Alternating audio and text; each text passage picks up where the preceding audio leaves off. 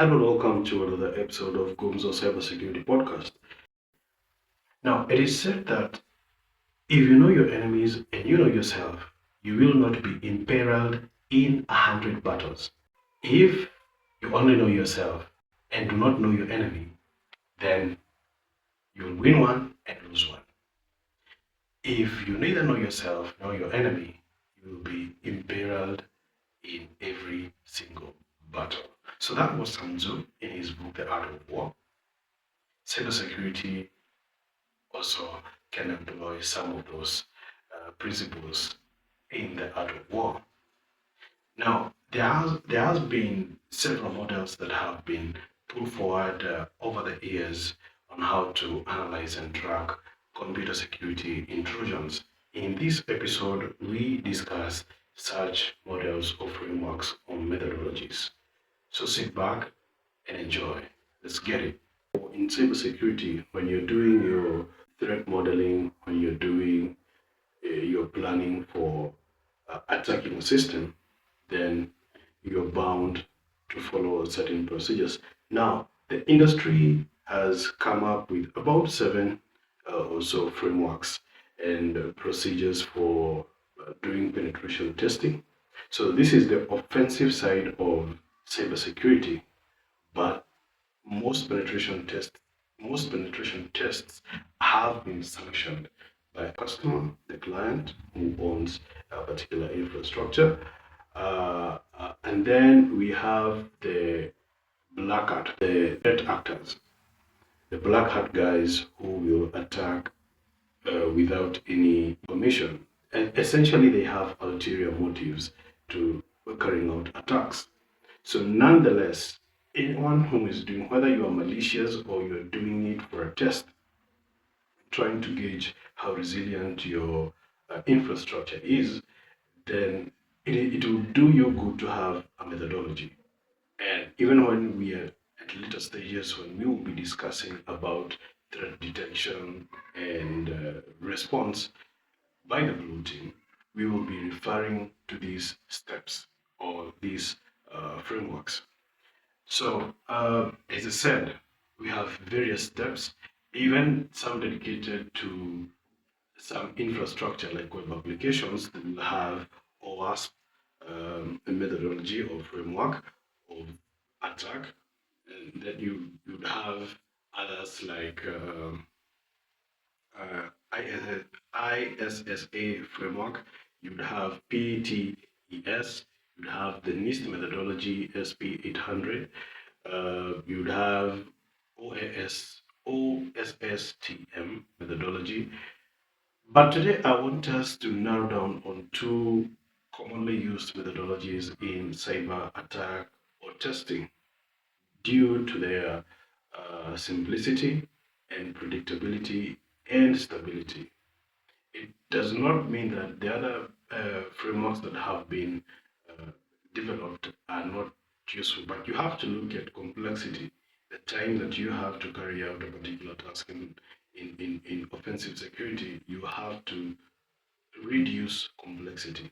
So we are going to discuss only two frameworks, which is number one, the cyber kill chain methodology, and number two, the Mitre attack framework or methodology.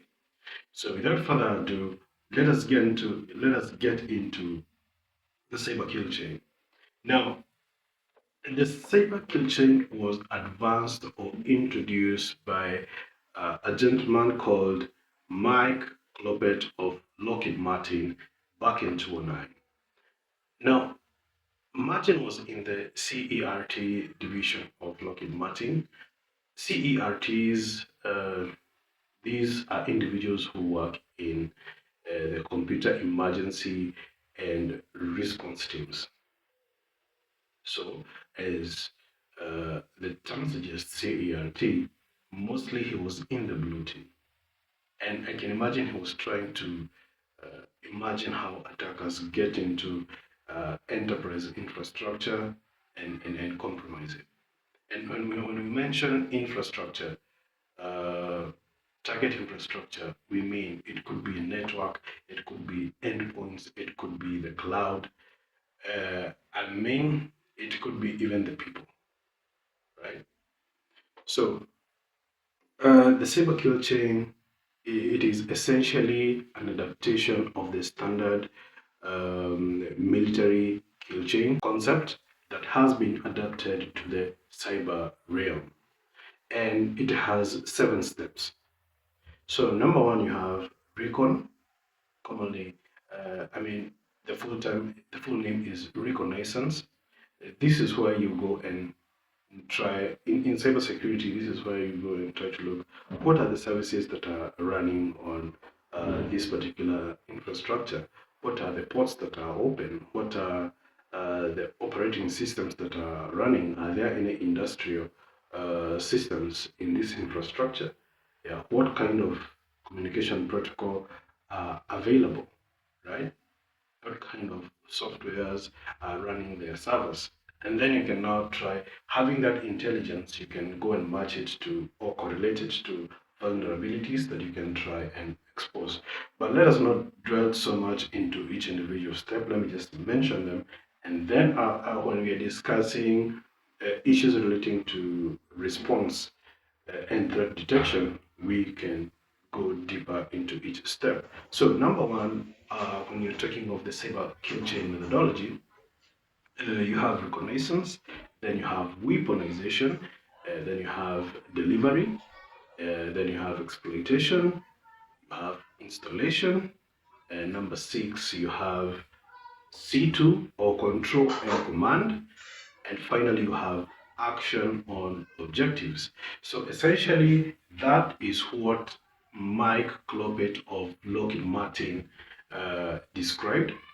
And when you go to the Lockheed Martin Cybersecurity Division on their website, which we will leave in the description, you can see all the steps and what they entail. So that is one methodology. Then we can go to the second one, the Mitre attack. Now, it's quite interesting. Mitre is the company or corporation that sponsored the Mitre attack methodology or framework, which is essentially a knowledge base of attacks and how and the procedures. So, just to define it, Mitre is essentially a corporation, a not-for-profit entity that operates federally funded research and development centers. Uh, the Mitre attack provides a comprehensive list of 3 things: tactics, techniques, and procedures that an adversary might use during any stage of an attack. And again, an attack follows a formula, follows a particular path. So, the same way as the cyber kill chain, the first step will always be gathering intelligence or reconnaissance. So, for this, we have a couple of steps for the Mitre attack. We have number one, we have reconnaissance. Number two, we have resource development, then initial access, then execution, then we have privilege escalation, and finally defense evasion. So for defense evasion, you're looking at a situation where you want to evade uh, defense and detection mechanisms such as intrusion detecting systems, intrusion prevention systems, antiviruses, firewalls. You are looking at evading that, so that it's like you are never there. So those are the two methodologies we will look at. And by the way, for the Mitre attack, I said Mitre was the corporation that advanced this framework. For the attack, the name attack is spelled quite interestingly. We have an A, double T, then an ampersand symbol. Ampersand, for those who are not in IT, is the and symbol, the and symbol.